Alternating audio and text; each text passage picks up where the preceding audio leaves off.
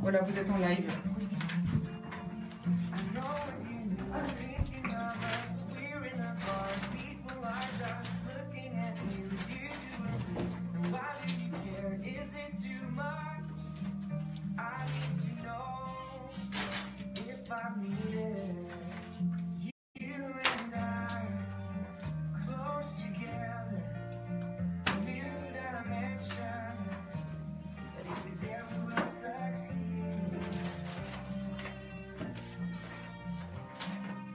Pourquoi il reste 5 minutes? Je comprends pas pourquoi il reste 5 minutes, franchement.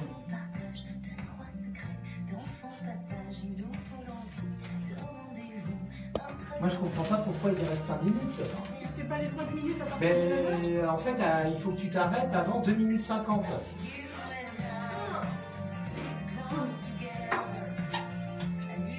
À 2h50, ça coupe.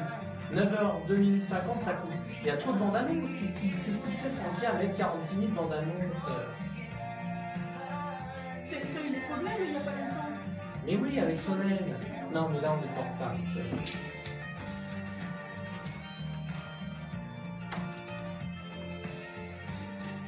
Mais qu'est-ce que tu veux que je fasse, là? Il faut enlever des infos, Sophia. T'es sérieux? Mais il reste 4 minutes. Il y a encore 1 minute d'Angélique. Non mais ça va, ça dure pas longtemps.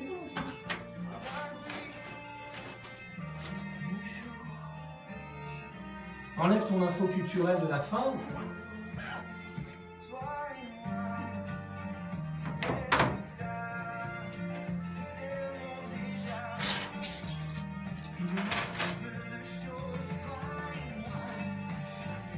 Excusez-nous, hein.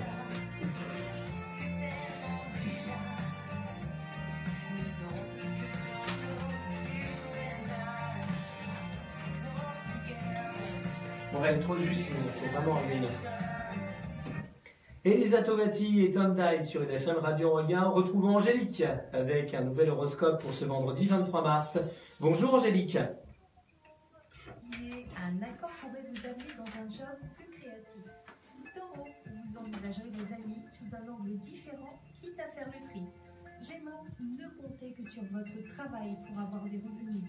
Cancer, vous serez en totale harmonie avec vos convictions. Et tant pis si cela ne plaît pas. Lion, ne restez pas isolé, car c'est le moment d'agir de manière décisive. Vierge, l'amour vient embellir votre vie de manière surprenante. Balance, ne vous laissez pas abuser par les esprits critiques. Scorpion, vous devrez batailler dans votre travail, mais le succès est au rendez-vous. Sagittaire, entre disputes et câlins, vous ne saurez plus où donner de la tête. Capricorne, vous envisagez sérieusement de déménager dans un endroit plus pratique. Verseau, vous êtes encore en hibernation et préférez rester sous la couette. Poisson, ne vous laissez pas influencer par des amis qui ne vous comprennent qu'à moitié. Une très belle journée à vous tous. Merci, bonne journée, bon week-end Angélique. Vos horoscopes sont disponibles sur angélique.fr. Et pour refermer la matinale, un nouveau point sur l'actualité proche de chez vous avec Sophia Duhart. Commençons à Taverny. Les salariés de Sebo vont déposer leur lettre de démission le 3 avril prochain. L'entreprise est placée en liquidation judiciaire depuis mercredi par le tribunal de commerce de Boulogne-sur-Mer. Elle imprimait des magazines comme l'Obs ou encore Voici, mais elle n'a pas survécu à l'incendie du 23 décembre dernier. En attendant la date fatidique, les 67 salariés comptent occuper les locaux. En matière d'éducation, le collège Philippe-Auguste de Gonesse va connaître un important relooking. Actuellement surchargé, les travaux vont permettre une capacité d'accueil de 750 élèves au lieu de 650. Ces travaux débuteront au deuxième semestre 2019 pour s'achever à la fin de l'année 2020. Le coût est estimé à 3,2 millions d'euros. La présidente du conseil départemental, Marie-Christine Cavecchi, estime que l'éducation tient une place importante dans l'orientation du budget annuel du département, notamment le numérique et le très haut débit. Mettons en avant une très belle initiative venue de l'ITEP, l'Institut thérapeutique éducatif et pédagogique. Depuis 2013, les éducateurs utilisent le tir à l'arc pour valoriser et canaliser l'énergie des mineurs atteints de troubles psychologiques. Ils gagnent vraiment des titres. Quentin, 12 ans, et Enzo, 14 ans, sont champions de France de l'Union nationale du sport scolaire. Selon Enzo, ce sport le rend plus zen. Le 26 mai prochain, il y aura une journée portes ouvertes. Les élèves dispenseront des cours durant l'atelier.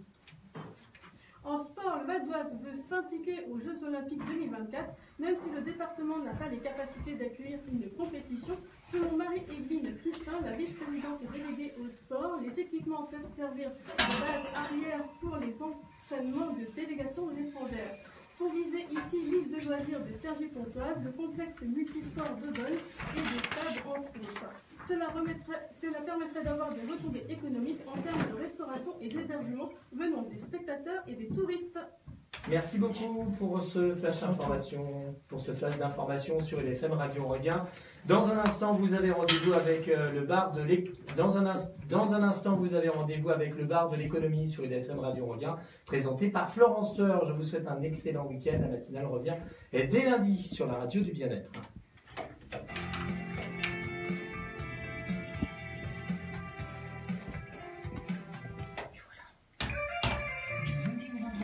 Vous voulez une feuille de papier? Non. J'ai trouvé en tout cas votre discours là, c'était super. C'est gentil, c'est gentil. Je me suis levée à 5h du matin, je l'ai relu ce matin. Ça vaut pas la peine. Bah si, parce que... Il est dense, il y a beaucoup de choses dedans. Je me suis dit, est-ce que j'ai raté quelque chose ou pas là-dedans Non, mais moi ça va tout à fait dans le fond du sujet dans lequel moi je traite de ce sujet tous les jours. Tous les jours, en principe, j'invite une start-up.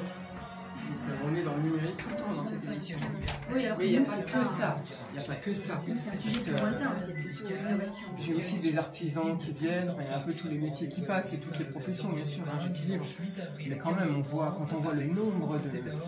Je veux dire, et puis j'ai déjà fait une analyse sur la montée du numérique, même chez les plus de 50 ans, c'est fulgurant en ce moment.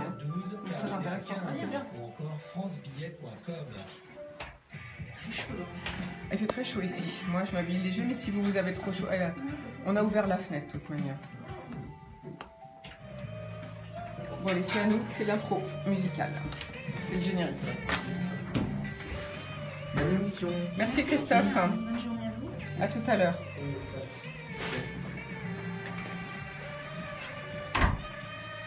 Alors, on y va? On y va. Ça marche.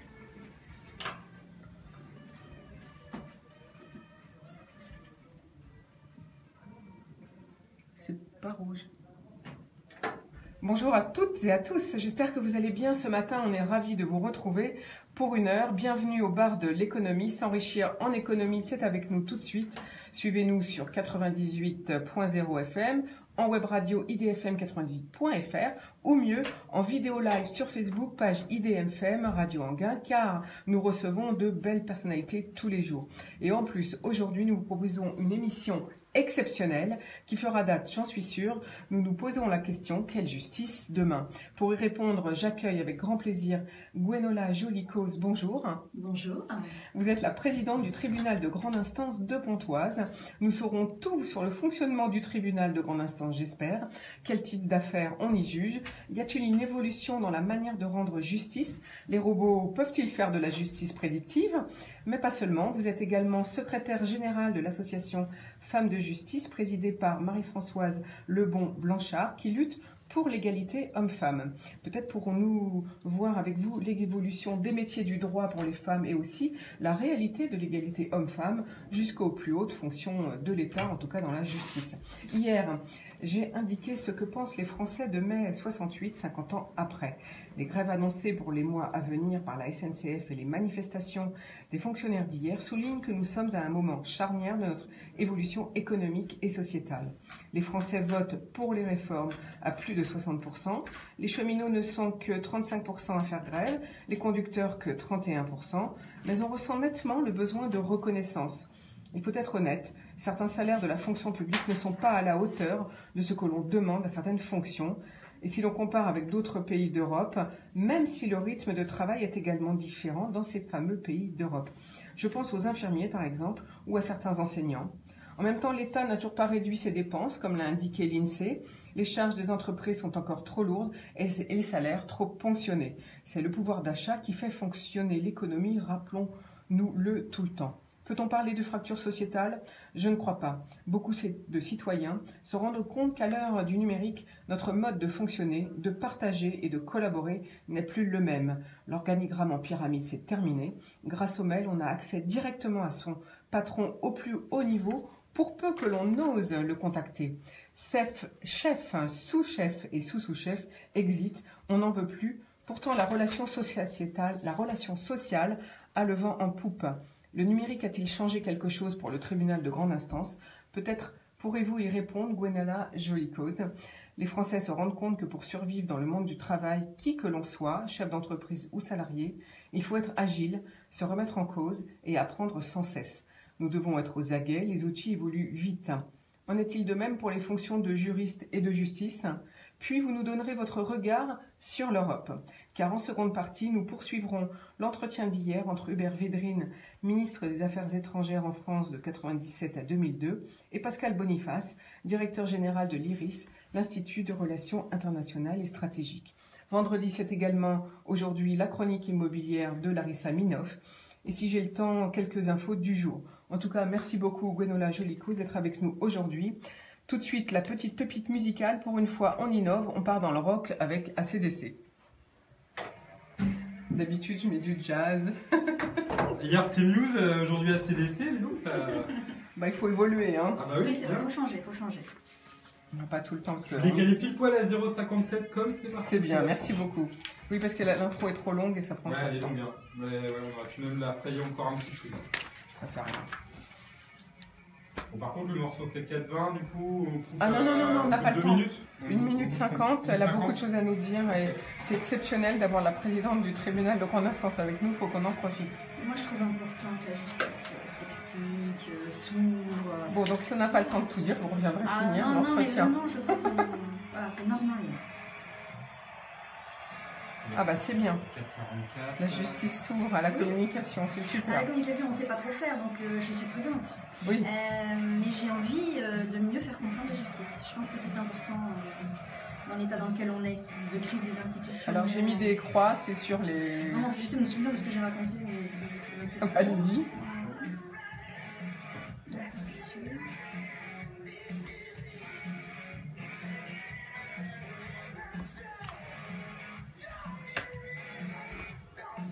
Donc là, 1 minute 50, on repart. Hein. Donc elle fait 4,44, 44. Enfin, à peu près. Hein. Ouais, bah, on va couper aux alentours. Oh, vous pouvez... Est-ce que vous en avez besoin? Non. Du coup, je vais le garder pour me souvenir un peu ce que j'avais raconté. On va couper juste après le refrain et... Oui. Voilà, le meilleur point, c'est là. Hein? C'est ce qu'on entend là, le meilleur. Enfin, moi, j'adore, en tout cas. Alors, mon fils de 16 ans, Voilà, comme ça. il se met à écouter ça alors que c'est très bien, en fait. Voilà. Oui, Maintenant, on y va. Il y a un grand tour. Hein. Allez, on y va. Vous êtes Gwenala Jolicose, nous venons d'entendre AC/DC. Alors, vous êtes la présidente du tribunal de grande instance de Pontoise. La présidente est élue par le conseil de la magistrature et pour cela, eh bien, je suppose qu'il faut être juge. Alors, quand avez-vous décidé d'opter pour des études de droit, en fait, d'être juge, et puis de vous présenter à cette fonction de présidente? Et quelle est la durée de votre mandat? Beaucoup de questions. Alors d'abord, la vocation de devenir magistrat, moi je l'ai eue très tôt. J'ai souhaité dès le lycée envisager cette profession. Alors j'ai compris qu'il fallait faire une faculté de droit, ce que j'ai donc entrepris.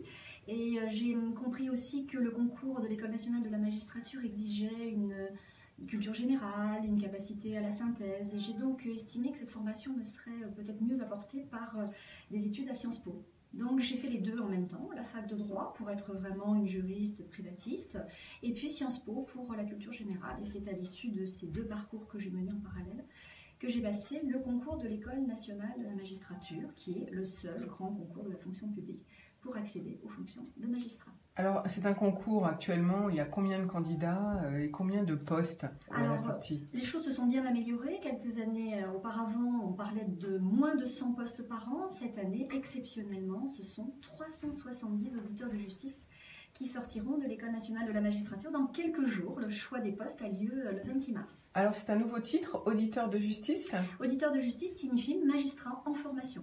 On n'est pas encore magistrat tant qu'on n'a pas prêté serment. Il faut combien de temps pour ces études? Alors, l'École nationale de la magistrature en elle-même est une école professionnelle qui dure 31 mois. Donc, c'est une formation très longue à l'issue d'études qui sont déjà elles-mêmes très longues. Hein. La plupart du temps, les gens ont déjà fait 5, 6, voire 7 ans d'études supérieures. Donc on est magistrat au bout d'une longue décennie d'études. Oui, donc il faut être patient et puis il faut vraiment avoir envie pour pouvoir poursuivre et attendre tout ce temps. Sans doute de la pugnacité pour ces études qui sont quand même très exigeantes, et ce concours qui est extrêmement sélectif, mais aussi être porté par l'envie de rendre la justice.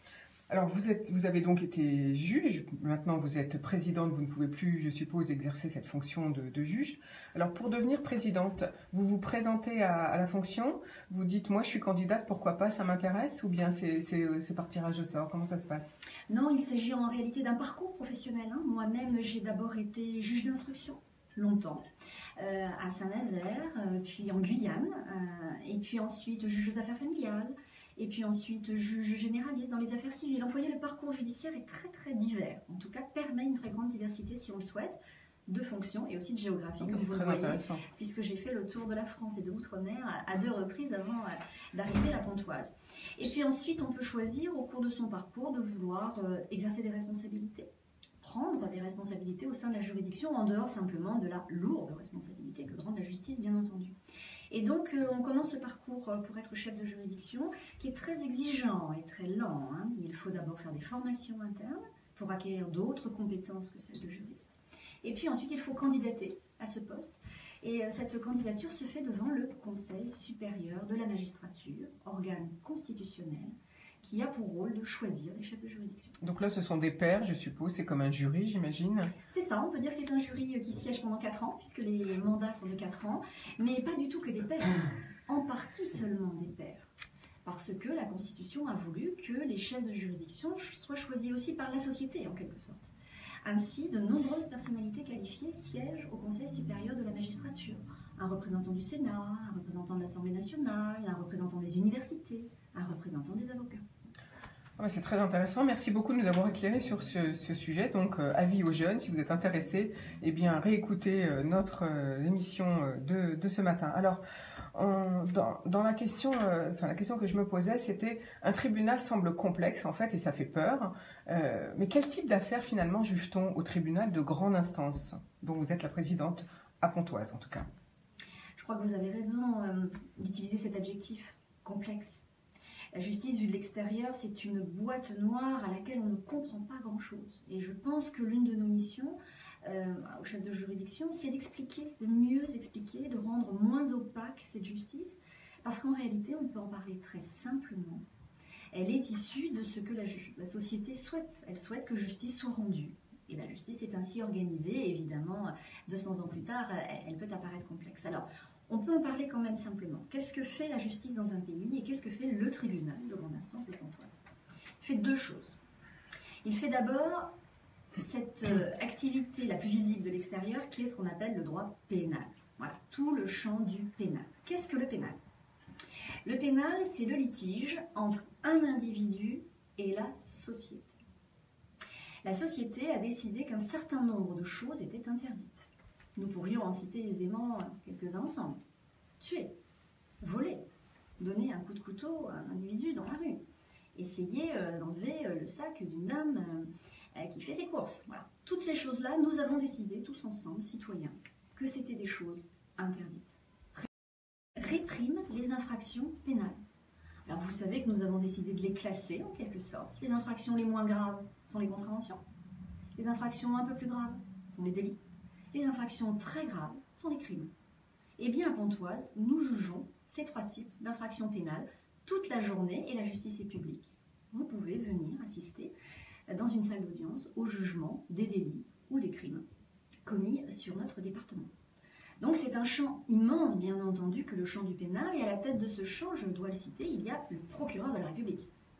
C'est lui qui centralise l'ensemble des infractions pénales commises sur le Val d'Oise et qui les trie, qui les classe dans ces catégories dont je viens de vous parler et qui décide des poursuites, puisque constitutionnellement, il est le titulaire de l'opportunité des poursuites.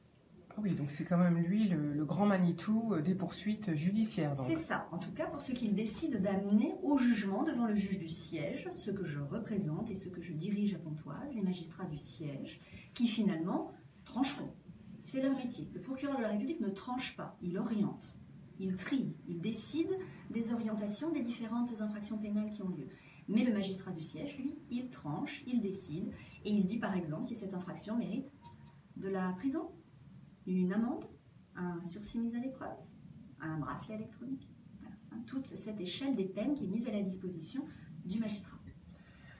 Alors, donc vous avez cité le pénal, mais il y a d'autres affaires qui font partie de votre registre, de votre juridiction. Lesquelles? Voilà, alors l'autre grand champ, et on l'ignore trop souvent, c'est le champ du civil. Alors qu'est-ce que le civil? Le civil, c'est un litige entre deux individus. Tout à l'heure, nous avions dit l'individu et la société ont un problème. Au civil, c'est pas la même chose, c'est deux individus qui ont une difficulté. Alors bien entendu, le premier grand contrat entre deux individus qui peut être non respecté, il nous vient naturellement à l'esprit, c'est le contrat de mariage. Et c'est bien pour ça que les individus viennent sans cesse chercher un tiers au conflit, le juge civil, qui va prendre des décisions dans le cadre d'un désaccord entre deux parties. Vous voyez donc que la position du magistrat du siège est radicalement différente dans ces deux champs. Dans un cas au pénal, on lui demande de sanctionner selon la loi pénale, notre loi commune. Dans l'autre cas, on demande de trancher entre deux individus, de faire des choix entre deux positions, d'écouter contradictoirement les deux parties et finalement de rendre justice. Alors, quel est le volume d'affaires à Pontoise? Alors, à Pontoise, pour vous donner un ordre d'idée, un tribunal comme le nôtre fait à 60% du civil et à 40% du pénal. Alors, ça peut sembler un peu contre-intuitif. L'opinion publique pense que dans un tribunal, on fait essentiellement du pénal, essentiellement de la répression. En réalité, c'est faux. Si vous venez au tribunal de grande instance de Pontoise, ce sont 8 juges aux affaires familiales qui, toute la journée, prononcent des divorces ou rendent des décisions sur toute cette vie des familles marquée par le conflit, trop fortement marquée par le conflit, qui demandent sans cesse des modifications de pension alimentaire, des changements de mode de garde pour les enfants, savoir qui paiera le permis de conduire du petit dernier. Enfin, vous voyez, ce sont autant de litiges très concrets qui sont l'exercice de la vie des familles, notamment l'exercice de l'autorité conjointe, l'autorité parentale, qui est quand même en difficulté aujourd'hui dans les familles. Carrément, vous dites en difficulté dans les familles. Oui, je crois qu'on peut dire que les familles sont en difficulté et quand on voit à quel point elles viennent devant le juge pour trancher le moindre litige, on est quand même un peu étonné de cette culture de conflit au sein des familles. On est trop agressif entre nous, les citoyens, dans le cercle familial. Je crois surtout que nous avons du mal à nous mettre d'accord, à trouver des terrains d'entente, à chercher les compromis. Le juge est un professionnel du compromis. Le juge passe son temps à essayer d'améliorer la paix sociale, et de faire en sorte que nous puissions tous vivre ensemble, et d'abord et avant tout au sein des familles. Alors justement, on reproche à la justice d'aller trop lentement. Alors pourquoi le rythme est-il différent de celui de notre mode de vie? Et puis vous avez cité que les affaires familiales, ça représentait la majorité finalement de ce que vous avez à traiter. Est-ce qu'on ne peut pas rendre la justice autrement? Alors je pense que vous avez raison d'utiliser ce deuxième adjectif. Vous avez dit tout à l'heure complexe et aujourd'hui vous dites lent. Voilà, ce sont souvent deux images que nous avons de la justice. Alors je m'inscris en faux sur ce stéréotype en quelque sorte que nous projetons sur la justice. La justice n'est pas lente. La justice a son propre rythme. Et effectivement, à côté de cette société de l'urgence, de la rapidité, de la permanence de la réaction, bien la justice, elle est un peu à côté. Elle a un autre temps, et je crois profondément que nous avons besoin de respecter ce temps judiciaire. Le temps que j'appelle à froid. Oui, tout ne se règle pas à chaud dans la vie. Parfois, il faut prendre le temps. Alors le temps de quoi? Le temps d'exprimer son désaccord, le temps d'exprimer les difficultés qu'on a envie de voir tranchées par un magistrat, le temps d'échanger ses arguments. Voilà, peut-être autant de choses que nous avons un peu oubliées. Et rendre la justice, c'est aussi respecter ce processus de la pensée et du conflit. Certes, mais vous avez dit au niveau des affaires familiales et on le voit autour de soi, on entend des cas où quelquefois les couples s'agressent pendant 10 ans, c'est énorme. Est-ce que, il me semblait qu'au tribunal de Pontoise, il y avait une cellule de règlement des affaires familiales pour faire autrement?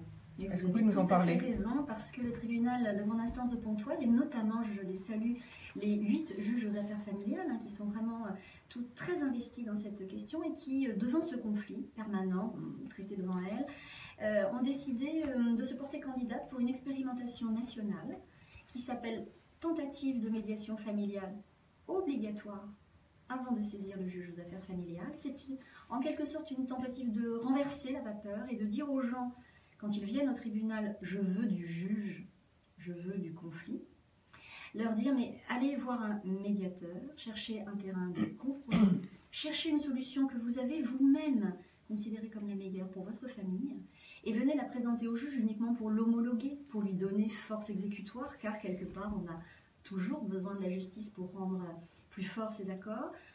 Il s'agit de dire aux gens, prenez en compte votre conflit, apprenez à en parler. Les familles se séparent, nous l'avons remarqué, de plus en plus jeunes. Hein. Il y a des jeunes couples avec des jeunes enfants, se séparent avec parfois beaucoup d'agressivité, beaucoup d'amertume, et pourtant ils vont devoir être parents pendant encore 18 ans. Et on le sait bien, bien après, on n'arrête pas d'être parents, et donc il faut les aider à trouver des solutions adaptées et comprises au sein de la famille. Alors combien de temps on laisse à justement ces affaires de médiation familiale? Combien de temps on les couple justement pour essayer de trouver un terrain d'entente et pas forcément aller au conflit et pouvoir régler ça tranquillement finalement? Eh bien en fait, c'est chacun son rythme. C'est-à-dire qu'il y a des gens qui finalement, poussés par un médiateur, aidés par un médiateur, étayés, vont trouver finalement assez vite un accord, vont s'apercevoir qu'en discutant un peu, eh bien oui, on peut choisir ensemble l'école du petit dernier. Oui, on peut savoir si la grande va aller à la danse ou pas. Hein. Ce sont ce genre de questions qui se posent. Hein. Ou bien sûr des questions plus graves comme le montant de la pension alimentaire ou la garde alternée ou non de l'enfant par exemple. Donc c'est un peu chacun son rythme. Parfois les couples trouvent des accords assez vite. Par contre d'autres ont besoin de plus de temps, de moments, d'échanges, et donc il faut laisser... et donc vous leur laissez le temps qu'il faut. Exactement, le temps est à chaque famille laissé. Alors évidemment, bien sûr, on parlait de lenteur, il y a un moment, il faut savoir trancher. Hein, dire, si à un moment on n'arrive pas à se mettre d'accord, on vient devant le juge. Merci beaucoup Gwenala Jolicos. Je rappelle que vous êtes présidente du tribunal de grande instance de Pontoise. Nous sommes sur IDFM. On fait tout de suite une petite pause musicale pour laisser respirer notre invité du jour. Et je vous propose Alan Walker, Alone.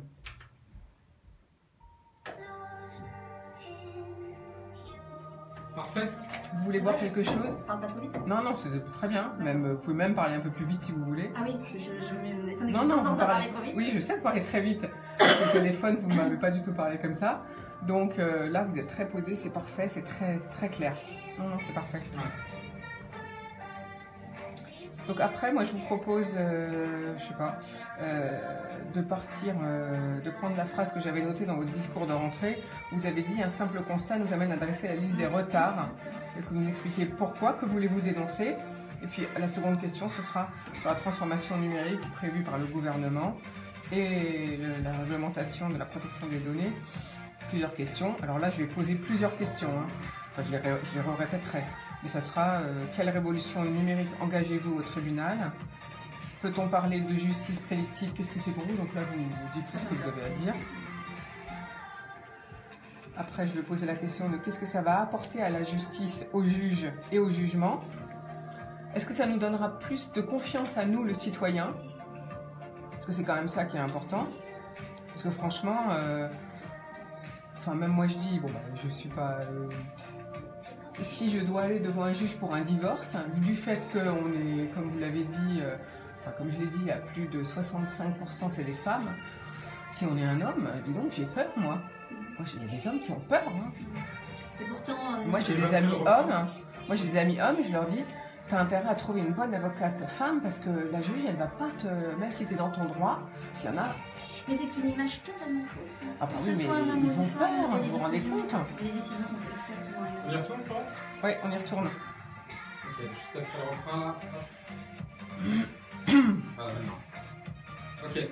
Gwenala Jolicos, présidente du tribunal de grande instance de Pontoise, est avec nous sur IDFM. Alors, ma question tout de suite, c'est dans votre discours de rentrée, vous avez dit « Un simple constat nous amène à dresser la liste des retards, d'inaction, d'initiatives éparses et parfois hasardeuses. Que vouliez-vous donc dénoncer ?» Je ne sais pas si le verbe dénoncer est le bon, mais en tout cas rendre publique l'idée que la justice, et vous le savez, manque de moyens. C'est un drame pour la France d'avoir une justice aussi peu équipée en moyens immobiliers, humains et informatiques, bien entendu. Vous savez que tous les ans, un classement européen montre à quel point la justice française est sous-dotée. Voilà, il n'y a pas assez d'investissement dans la justice, ça c'est un choix que la France a fait. Et nous avons donc une justice aujourd'hui, sans doute, qui aurait besoin de se moderniser, mais donc besoin de moyens. Mais pourtant, le gouvernement a annoncé la transformation numérique pour l'administration, et puis le règlement de la protection des données entre en vigueur le 25 mai, donc plusieurs questions. Quelle révolution numérique pouvez-vous engager ou allez-vous engager au tribunal? Peut-on parler de justice prédictive avec tous ces changements du numérique? Qu'est-ce que ça signifie tout ça pour vous? Et comment vous allez le mettre, comment vous allez l'appliquer? Alors, première chose, le plan numérique du gouvernement.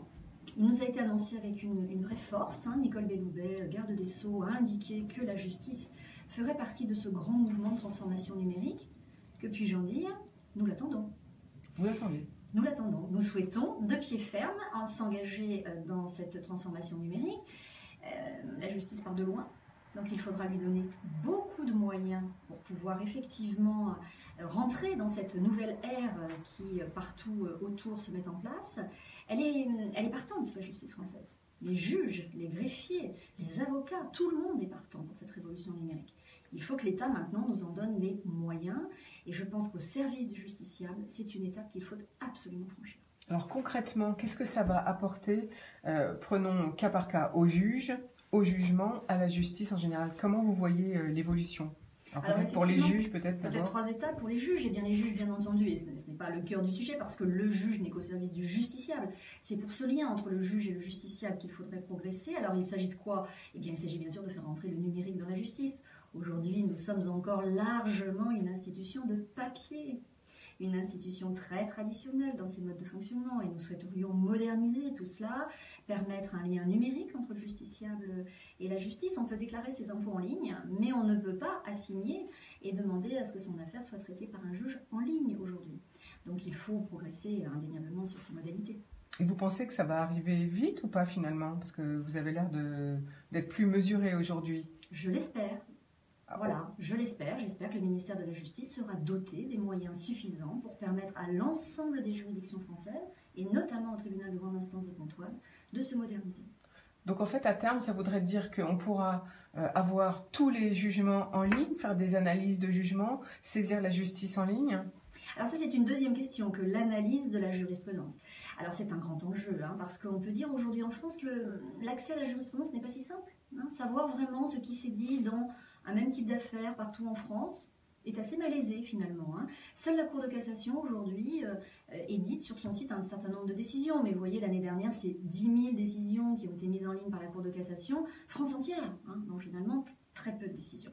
Alors l'enjeu du big data, c'est-à-dire de la mise en ligne des décisions, et ça c'est d'ores et déjà obligatoire, puisque la loi Le Maire indique que la justice va devoir mettre en ligne toutes les décisions, civiles comme pénales. Eh bien ça va sans doute révolutionner la façon dont on peut analyser les décisions de justice. C'est ça l'enjeu du big data pour la justice. Alors ça nous amène à votre question. Est-ce qu'avec du big data, on va pouvoir faire de la justice prédictive? Alors on en parle beaucoup de ces justices prédictives. Qu'est-ce que ça veut dire en fait? En fait, ça veut dire, sur la base de toutes ces décisions judiciaires rendues, est-ce que nous constatons qu'un certain nombre de grandes lignes sont toujours suivies par les magistrats? Est-ce que les magistrats font un peu toujours la même chose? Et donc, est-ce qu'on peut s'attendre à leurs décisions? Là, prévoir. Bon. Alors, on s'aperçoit qu'évidemment, ça va être compliqué. D'abord, pourquoi on veut prévoir? Est-ce qu'on veut prévoir pour mieux argumenter, pour être plus près de la décision que le magistrat va finalement prendre? Ou est-ce qu'on veut prévoir pour contourner? Pour se dire, puisque le juge va faire comme ça, moi je vais essayer d'obtenir une autre décision ailleurs et de trouver une autre solution à mon conflit. Alors là, c'est plutôt une sorte de détournement. Donc ce que vous dites, c'est que ça va complètement modifier les rapports entre juges et avocats finalement. Les avocats, sans aucun doute, pour eux, ce sera un outil très important, parce qu'ils pourront mieux prévoir, mieux envisager ce que le magistrat va faire. Mais vous savez, c'est déjà une réalité. On est dans une radio locale, on parle de ce qui se passe dans le Val d'Oise, avec le tribunal de grande instance de Pontoise. Et bien ici, les magistrats et les avocats sont une communauté judiciaire qui se connaissent bien. Et donc le tribunal, et c'est son rôle, dit aux avocats quelles sont les grandes lignes de conduite, quelle est sa jurisprudence dans tel et tel domaine. Donc le lien de confiance, il existe d'ores et déjà au-delà de l'accès à un big data. Oui, mais enfin, la confiance va aussi vers le citoyen. Alors, si ça existe, tout ça, ça veut dire que moi, citoyen, je vais pouvoir aller voir comment rend la justice une autre région de France. Mais malheureusement, en France, on ne peut pas choisir sa zone pour se défendre, en fait. On est obligé de rester là où on habite.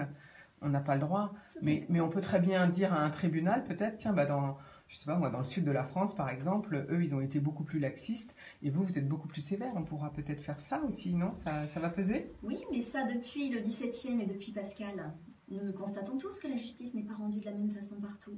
Et finalement, n'est-ce pas normal? Est-ce que nous voulons tous que la justice soit la même à Marseille, à Paris, à Bordeaux? Nous voulons aussi qu'il y ait des réalités locales qui soient prises en compte, des traditions, des modes de vie, la réalité de la population. On veut que la justice soit proche du citoyen. Et bien justement, il doit être proche des réalités locales.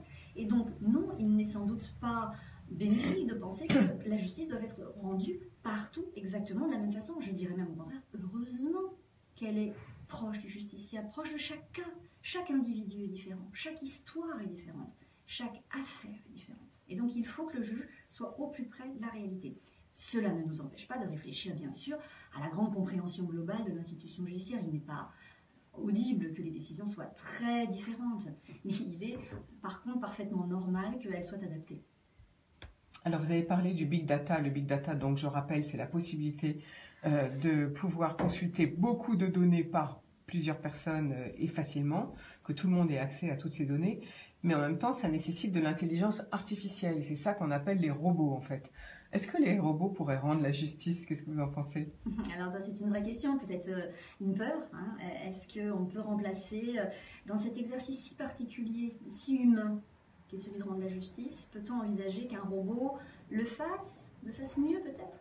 Puisque c'est ça qui est un peu sous-entendu. Plus vite aussi. Plus vite, mais aussi mieux, c'est-à-dire l'idée justement qu'il serait peut-être plus systématique et plus uniforme dans ses décisions. Et là, ça nous ramène vraiment à des questions philosophiques. Est-ce que c'est ce que nous souhaitons? Est-ce que nous souhaitons être jugés par des machines dans un exercice pourtant si humain qu'est l'audience, l'écoute des parties, la compréhension des difficultés des gens?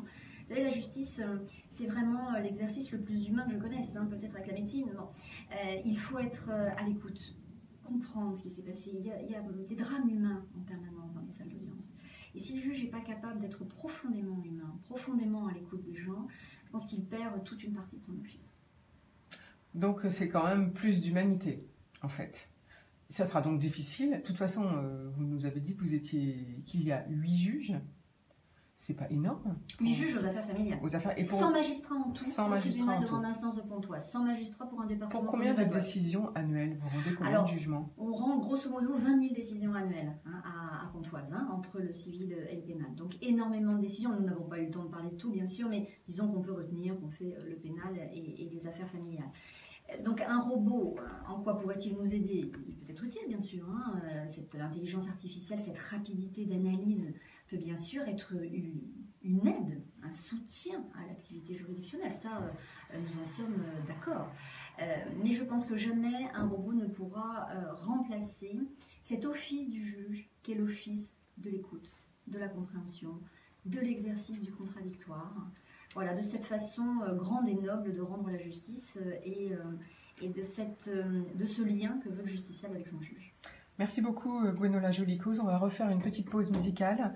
Je vous propose d'écouter Voce Vertu à Serva. C'est un groupe corse. Ça vous semble clair ce que je raconte? Oui, non mais c'est... C'est pas trop compliqué? Non, c'est... Après voilà, j'ai envie de dire, ça nourrit un débat quelque part, parce que c'est vrai qu'on est un simple citoyen et qu'on ne connaît pas spécialement la justice, on a plutôt cette impression que la justice, elle devrait être partout la même, donc ça repose aussi et voilà, c'est plus fin. En fait, c'est plus compliqué que ça, quoi. C'est vrai qu'il y a des réalités locales, on n'y pense pas. Il faut. Ah oui. Moi, j'ai rendu la justice à Mayotte. Ah oui. Évidemment que je ne l'ai Ah pas oui. rendue comme à Pontoise, et Ah heureusement. bah heureusement. Heureusement. Si j'avais dit, moi j'arrive et puis je fais tout comme à Paris, ben, la population locale, elle m'aurait dit, mais elle est folle, elle nous écoute pas, elle sait pas qui on est. Est-ce qu'on peut remettre en question la justice, du coup, si vraiment il y a une vraie différence entre deux villes, deux jugements qui passent Après, sur un même cas, si on n'est pas d'accord, on passe à l'appel, c'est ça, Voilà. ça que ça et sert. l'appel a l'objectif justement de réunir, parce qu'en fait on fait l'appel, puis après on fait la cassation. Donc la Cour de cassation à Paris finit toujours par dire, grosso modo, la ligne est là. Mais, Est-ce qu'il faut qu'on le rappelle, ça? Ou je sais pas. ça peut être intéressant. Oui. Mais moi j'avais envie d'après de revenir sur le service d'accueil unique du justiciable. Je trouve qu'il faut qu'on en parle. Il nous reste à peine 10 minutes. Donc voilà. La responsabilité paritaire. Oui. Donc la justice expérimentale, on revient dessus peut-être? Ça va peut-être avec le SAUJ. Donc Oui, on le a dit SAUJ les deux. c'est une expérience, donc voilà. on peut s'en servir comme ça. Puis après de parler de vos relations avec le tribunal de Düsseldorf en Allemagne, de l'Europe. Mais on parle un peu des femmes alors. On arrive à parler un peu des femmes. On va essayer. essayer. Oui, on y retourne. Ok, ça marche. Allez, c'est parti. Attends, je me mets dessus. Hop. Le micro. On y va. Nous sommes avec Gwenola Jolicoeur sur EDFM, la présidente du tribunal de grande instance de Pontoise. Nous étions en train de parler de transformation numérique. Donc, vous étiez en train de nous dire le juge essaye de rendre une décision et que finalement le robot ne remplacera jamais l'humain parce qu'il faut tenir compte des considérations de territoire. Mais alors justement, pour garder ce côté humain, vous avez mis en place le service d'accueil unique du justiciable. Qu'est-ce que c'est ?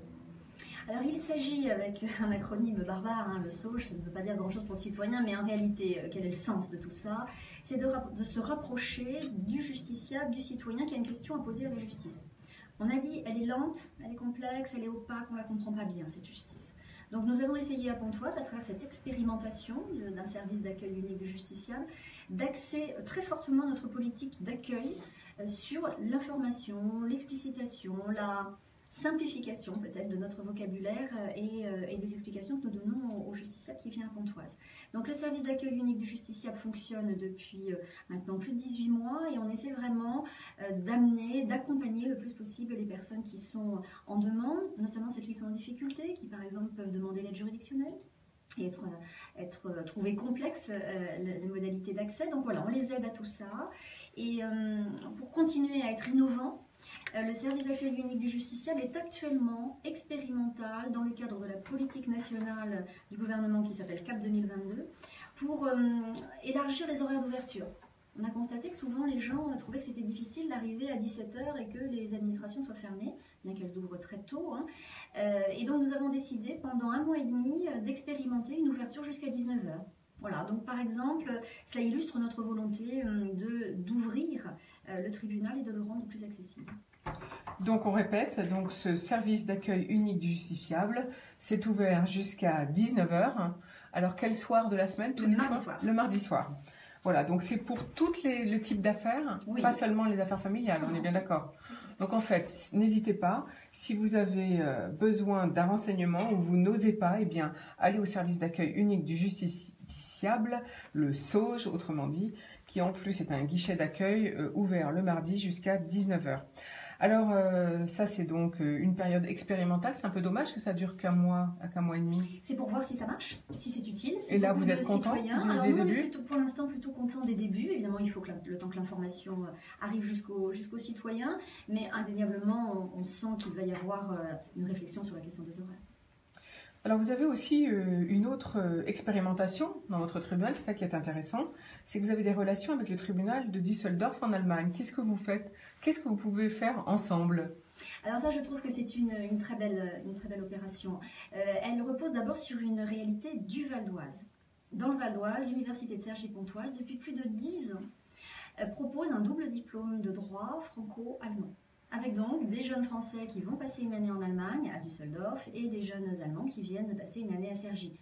Je trouve cette initiative formidable et dans ce cadre, le tribunal de grande instance recevait chaque année les étudiants allemands qui venaient passer cette année en France. Et puis nous avons franchi une étape supplémentaire l'année dernière car les étudiants allemands ont été accompagnés du président du tribunal de Düsseldorf. Nous nous sommes rencontrés et nous avons décidé tous les deux, au regard de ce qui se passe en Europe, peut-être des inquiétudes que nous avons les uns et les autres sur l'évolution de l'Europe, dans le cadre de l'axe franco-allemand, de réfléchir à un jumelage entre Pontoise et Düsseldorf. Et nous avons mis en œuvre cette action qui a abouti à un déplacement à Düsseldorf en décembre 2017 du tribunal de grande instance de Pontoise et qui sera suivi de l'inverse en juillet 2018. Ben merci, c'est très intéressant. Donc, on invite les jeunes hommes et les jeunes femmes à suivre cette formation et devenir juges. On a besoin de juges en France. Il faut faire l'école de la magistrature. Et puis, il y a des possibilités donc de faire des doubles diplômes avec l'Allemagne. Et ça, c'est quand même très enrichissant. On a déjà dit ici, puisque je fais une émission, un thème sur l'Europe, la Commission européenne ne comprend pas pourquoi les Français envoient si peu de Français à l'étranger dans les pays de la communauté européenne. Et justement, ça fait très bien le lien avec notre entretien avec Hubert Védrine. Donc je vous propose, Gwenola Jolikos, d'écouter la fin enfin pas la fin, non, parce que ça va encore se poursuivre la semaine prochaine, la poursuite plutôt de l'entretien entre Hubert Védrine, ministre des Affaires étrangères en France, et en 92, et Pascal Boniface, le directeur des instituts de relations stratégiques. Finalement, lorsque Trump dit Make America Great Again, il reconnaît implicitement que les États-Unis n'ont pas ce pouvoir longtemps. On n'est pas vraiment en avance parce qu'après on va parler d'un autre sujet, toutes les deux. C'est votre 42, 45. Non, c'est bien, parce qu'après vous aurez 3 minutes pour parler de ça, de la parité justement homme-femme, et après on passe la parole à l'immobilier, c'est ça? À Larissa. Rien à voir. Pour notre chronique immobilière. On va parler aujourd'hui des droits des bailleurs de locataires. Vous avez pensé, je savais que vous en avez. Alors, effectivement, félicitations. Là, on part pour 7 minutes 30, donc ça va. Une question légale. Ah oui, ça c'est un vrai sujet.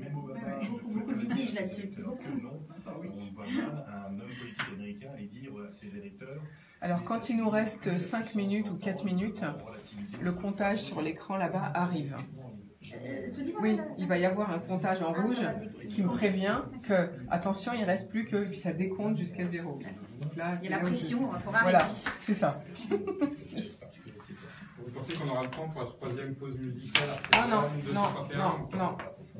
il n'y a plus de pause musicale là.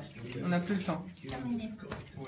Tant pis pour la musique. Vous avez vu? Ça passe. C'est dingue. Ah oui, c'est ce que tout le monde me dit quand il y a ça. Voilà, quand on lui dit que ça va être long, mais pas du tout. Enfin, moi j'ai l'impression d'avoir rien dit. Et donc moi j'ai demandé à avoir plus de temps pour l'année prochaine parce que j'ai même pas le temps. Il y a tellement d'informations que je pourrais passer, que je fais au cas où mon invité ne vienne pas et que je ne peux pas passer. Et puis il y a tellement de réformes gouvernementales. Depuis janvier, c'est tous les jours qu'on m'annonce des trucs. Hein. Donc entre les annonces des entreprises, ce qui se passe en Val d'Oise, en Ile-de-France et le gouvernement, j'ai une masse d'infos, je vous dis pas, mais c'est super intéressant. Hein. Ah, on n'a pas le temps de s'endormir en économie. C'est une vision simplifiée, schématique, globale, alors que la réalité politique, c'est plutôt le réveil des... On n'a pas eu le temps de parler de la loi Sauvadet.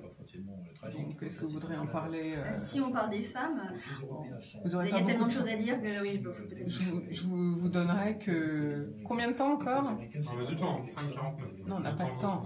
Bah non, ça fait 4, 9, ça fait 50. Ah non, vous allez avoir 2-3 minutes pour parler de la parité homme-femme, c'est tout. Bon, juste dans la loi Sauvadet, je ne sais pas si on aura le temps. Je verrai si j'arrive à la caser. Mais juste au moins dire qu'il y a une difficulté. Comment on peut rééquilibrer? Oui, et puis surtout, comment ça se fait qu'en France, même dans les métiers où il y a beaucoup de femmes, c'est jamais les femmes qui prennent la responsabilité, quoi. Hein. Il y a quand même une vraie question là-dessus. Quand on est en réunion, tous les 21, vous avez 23 chefs d'entreprise. Sur les 3 femmes, c'est beaucoup. Et en règle générale, s'il y a des femmes, ce sont des femmes, des chefs d'entreprise, des directeurs d'agence. Voilà, ou le numéro 2, enfin bon. Voilà. Donc c'est très pénible, quoi, très pénible. Et dans la magistrature, on vit complètement ce phénomène, c'est-à-dire énormément de femmes magistrates, de femmes présidentes. Et pourquoi elles ne veulent pas monter plus haut? Non, c'est pas qu'elles veulent pas, ça c'est l'argument toujours, c'est que le système empêche les femmes de monter, c'est toujours pareil. D'abord parce qu'il y a une mobilité géographique très très forte qui est exigée. Ça, c'est un système qui fait que tout de suite les femmes vont dire c'est compliqué, alors que les hommes vont dire pas de soucis, c'est l'image géographique. Là, les hommes, c'est simple, pour eux, ils s'en vont. Hein. Ah bah c'est sûr, vous vous êtes mariés, donc votre mari, il faudrait qu'il vous suive partout. Ah bah, de fait, c'est ce qu'on a fait. On a bien c'est vous qui avez bougé? Non, c'est nous deux qui avons décidé de mener cette vie. Non, mais il est dans le même domaine que vous? Pas du tout, il est médecin.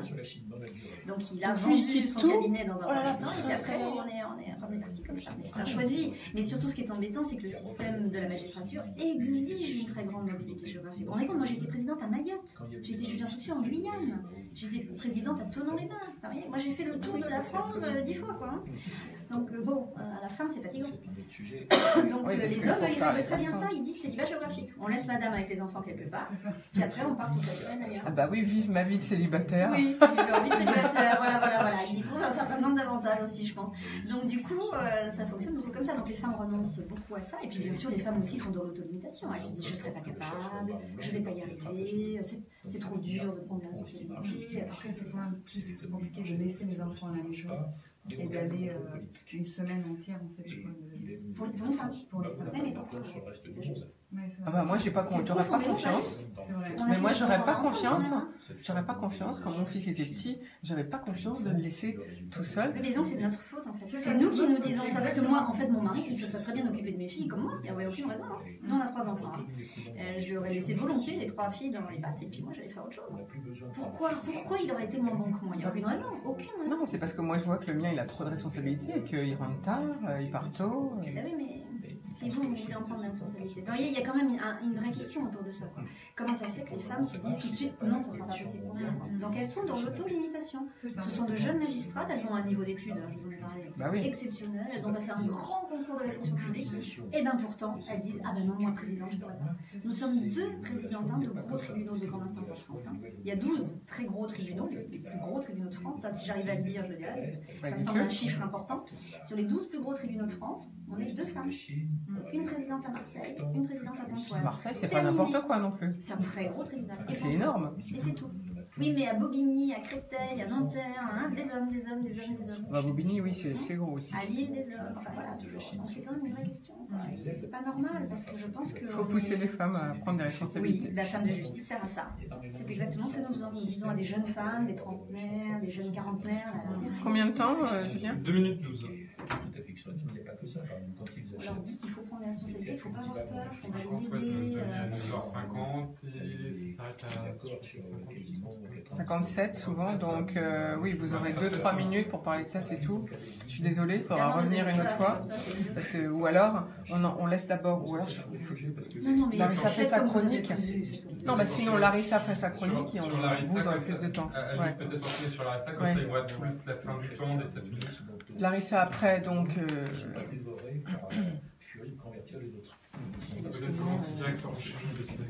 reprends page 1. Oui, comme ça vous fera plus de temps sur la fin. Les gens qui parlent géopolitique ou qui étudient des questions d'énergie ou autre, ils disent d'accord, mais au niveau de puissance où ils sont, ça revient. Je pense que le milieu immobilier doit être très sexiste aussi. Oh là, oui, hein. Le bâtiment en général.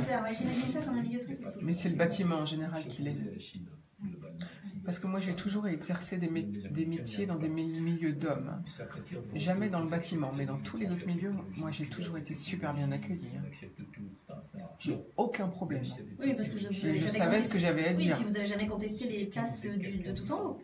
Les femmes sont moins bien accueillies à partir du moment où elles disent moi je veux être en haut de l'organigramme. Quand elles sont à travailler à la base, on les adore. Hein.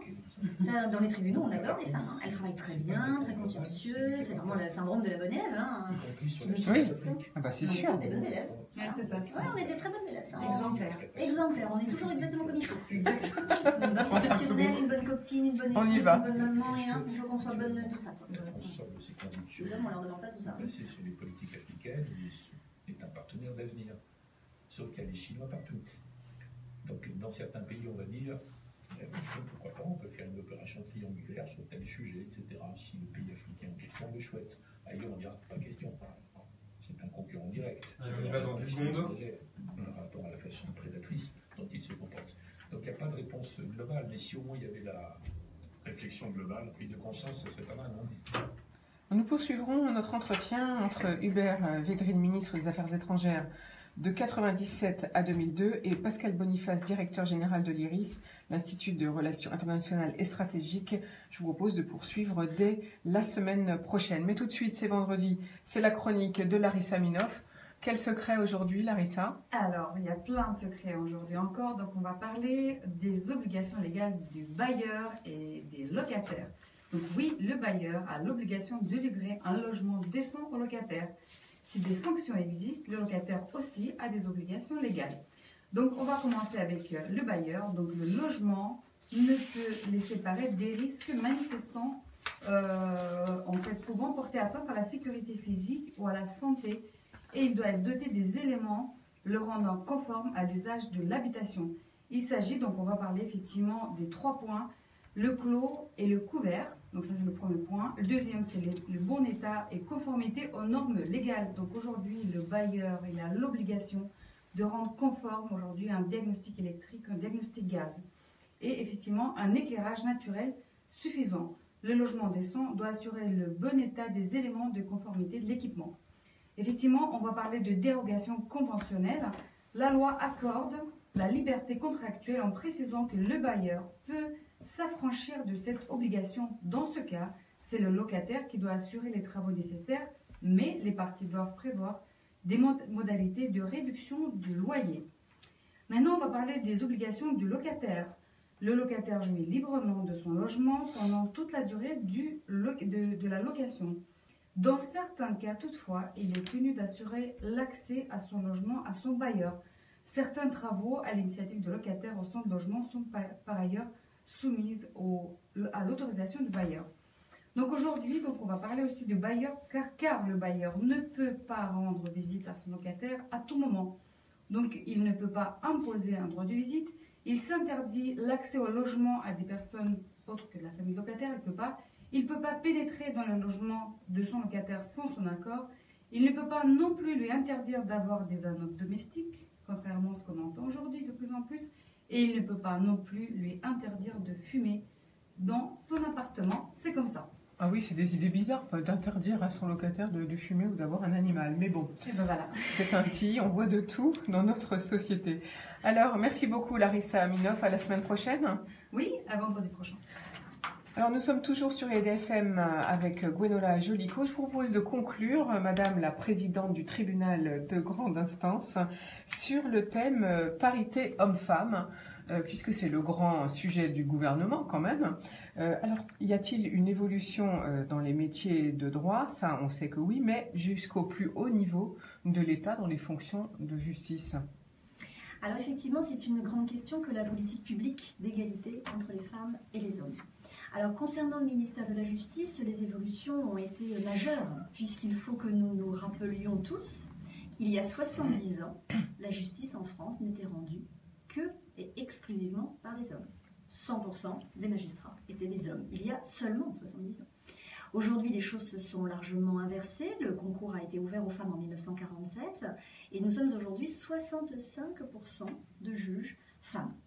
Alors ça pose une question, d'abord le fait que les études de droit n'attirent plus les jeunes garçons, qui préfèrent souvent des écoles d'ingénieurs, des études scientifiques, et donc se tournent quand même de moins en moins vers le droit.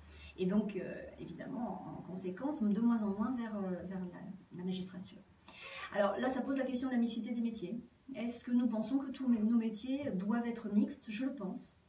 Je crois que rien n'est mieux pour un corps que d'être à 50% d'hommes et 50% de femmes. C'est une première question que cette mixité. Une deuxième question est la parité. Où en sommes-nous des responsabilités paritaires dans la magistrature? Et là, pour le coup, les questions sont encore tout à fait d'actualité. En réalité, si les femmes sont devenues magistrates, elles sont peu devenues responsables au sein de la magistrature. Aujourd'hui, un certain nombre de postes n'ont jamais été donnés à des femmes en 70 ans. Mais alors pourquoi? C'est par timidité? Parce que les femmes n'osent pas y aller, elles ne se présentent pas? Alors sans doute ce qu'on appelle l'autolimitation, le plafond de verre, existe-t-il? Et effectivement, les femmes magistrates, malgré leurs études de très haut niveau et le très difficile concours qu'elles ont passé, ne sont pas exclues de ce type de mécanisme d'autolimitation. Donc oui, effectivement, elles sont peut-être moins candidates, mais elles sont aussi marquées par la culture qui existe dans la magistrature comme dans toute la haute fonction publique. Alors d'abord, une culture de la mobilité géographique. Il est très important d'être très mobile géographiquement pour prendre des responsabilités. Et l'on sait bien que les femmes vont plutôt renoncer à une mobilité géographique qui aura des conséquences sur leur vie familiale. Et puis deuxièmement, la culture du présentéisme, très présente dans l'État français de manière générale. Les réunions à 20h, Le travail du samedi, la culture de cette présence perpétuelle sur le lieu de travail, qui est une culture très française, hein, que nulle part ailleurs en Europe existe, hein, et qui est pourtant encore chez nous très marquante, et qui va exclure les femmes des responsabilités. Combien de femmes présidentes de tribunal en France? Alors, en France, les tribunaux sont classés par catégorie, et il existe la catégorie supérieure, la plus élevée. Ce sont 12 tribunaux de grande instance, dits hors hiérarchie du premier groupe. Alors, vous imaginez... Oula, c'est un langage voilà, dans un langage très technocratique, vous imaginez bien que ça veut dire que ce sont les tribunaux les plus importants en France. Il y en a donc 12, et sur ces 12 tribunaux, seules 2 femmes ont été nommées présidentes par le Conseil supérieur de la magistrature. Isabelle Gors à Marseille et moi-même à Pontoise. Ah bah félicitations à vous deux. Oui, peut-être peut-on nous féliciter, mais à contrario, regretter qu'il n'y ait pas plus de vivier et que là encore, 50-50, ce serait sans doute l'idéal. Ce serait l'idéal, effectivement. Donc il faut pousser les femmes à se présenter à des plus hautes fonctions et pousser les hommes à devenir juges, puisqu'on manque de magistrats en France. C'est exactement finalement les deux mouvements qu'il faut promouvoir. Donc les bonnes clés, bah, il n'y en a pas, ça, si ce n'est que peut-être réformer les critères. Vous pensez que c'est une réflexion que l'État peut mener? Sans aucun doute réformer les critères, et puis bien sûr appliquer la loi Sauvadet par exemple. Hein. La loi Sauvadet est une qu'est-ce que c'est la loi Sauvadet? Alors une loi de 2012 hein, déjà, qui a imposé des nominations de femmes dans les hautes fonctions publiques françaises. Les ministères ont dû se mettre en mouvement pour atteindre 40% de primo-nomination de femmes en 2016. C'est comme dans les conseils d'administration des entreprises. C'est tout à fait comparable comme mécanisme. C'est le mécanisme de la loi Copé-Zimmermann appliqué à la fonction publique. C'est parfaitement cela. En réalité, l'État, comme vous le savez, donne parfois des leçons qui ne s'appliquent pas à lui-même. Et c'est assez le cas pour la loi Sauvadet, puisque les ministères ont eu quand même beaucoup de mal à appliquer cette loi, estimant qu'il était difficile de trouver les femmes pour prendre des responsabilités. Et le ministère de la Justice n'y a pas échappé, puisque pour 2016, il vient d'être condamné au titre de la loi Sauvadet. Carrément. On condamne un ministère. C'est ça, à une amende. Une amende de 60 000 € que devra payer le ministère de la Justice pour ne pas avoir respecté la loi Sauvadet. Et alors, à qui paye-t-il cette amende? Au ministère des Finances. Des Finances, carrément. Donc, en fait, c'est un travail qui va prendre encore peut-être quelques années, le temps de changer les critères. De changer les mentalités et les critères. De réfléchir à l'organisation de la fonction publique française. Merci beaucoup, Gwenola Jolicos, d'avoir été avec nous aujourd'hui. On vous remercie donc encore pour votre présence dans nos studios d'IDFM. Chers auditeurs, on vous souhaite un excellent week-end. On vous dit à lundi. Lundi, vous saurez tout sur la crypto-monnaie et la blockchain avec nos invités qui sont Philippe Herlin, l'auteur de J'achète du Bitcoin, et Jean-Antoine Galégiot de la Caisse d'épargne. Bon week-end à tous et je vous retrouve en pleine forme dès lundi. Et voilà. Vraiment un timing. Ah ben on est très... Mais merci en tout cas Francky. J'ai pas eu de pub. On a eu 4 minutes de...